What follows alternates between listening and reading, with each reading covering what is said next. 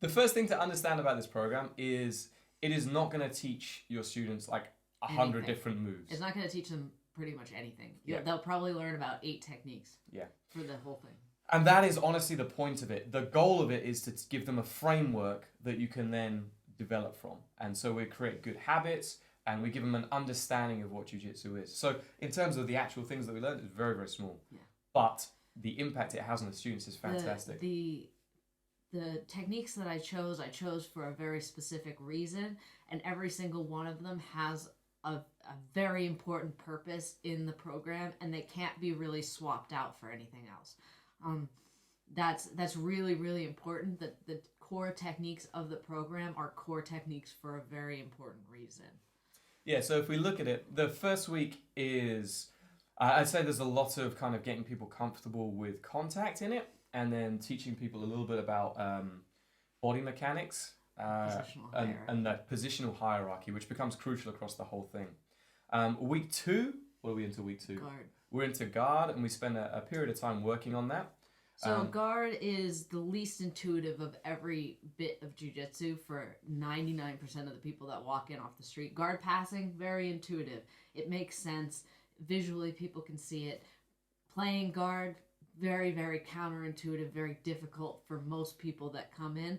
So that's the section you want to focus on before anything else. You can't dismantle a guard before you build it. So that's why guard, like playing guard, has to be in the program much more heavily and before any kind of guard passing. Yeah.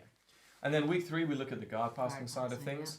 Yeah. We're trying to just create posture within that and show some very simple passing concepts as well. But honestly, like I just said, guard passing is very intuitive for people. Most people don't struggle with it, at least at that early stage. Yeah. And then the final week is just a little bit about understanding positional dominance, introducing some submissions. And the structure of the program as well is it's very heavily geared towards like doing things rather than like, repping out techniques and all that kind of stuff. We get people to a point they have like a rough understanding of what they're trying to do, and then they get to practice it. And the other thing that we do as well within it is we make sure there's a ton of breaks. One of the things that we found in the first course, like we said, we had a bunch of really fit guys. Yeah, very athletic, like people you would look at on the street and know that they were athletes doing something. Maybe amateur athletes, but definitely active people. Yeah, and then what we found is they were getting very, very tired. And really, really exhausted, because even though they were fit, jiu-jitsu uses some weird muscles, some very strange energy systems that people aren't used to. So they accomplished it, but we needed to take a lot of breaks to make sure they were able to recover, and particularly with our second group as well.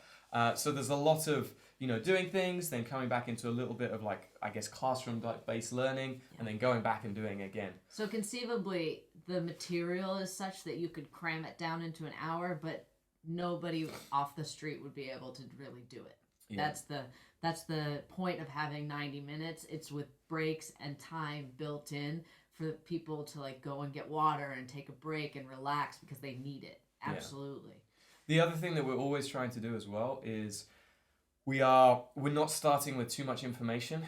So we keep the amount of like practice time, like drilling time, relatively low, and we continually bring people back so they get a little bit more of a break, and then we add in a few more details. So we're very much refining it over time rather than giving them everything all at once. So it might be that we show like a couple of core things, we see some common problems, bring people back, address those, and then go again, and then do the same thing 2 or 3 times so that they get breaks, but they get practice, and it really helps them like learn the techniques because it feels like they're adding in little bits and they're doing something slightly different.